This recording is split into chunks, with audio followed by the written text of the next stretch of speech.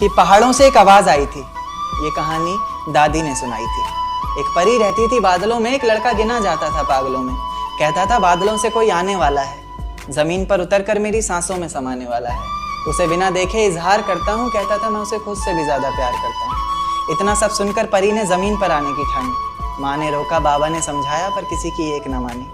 रात का वक्त चारों तरफ अंधेरा था, रोशनी के नाम पर बस चांद का बसेरा था। अब चांद से याद आया कि चांद की रोशनी भी तो फीकी पड़ जाएगी जब वो उतरकर मेरी छत पर आएगी।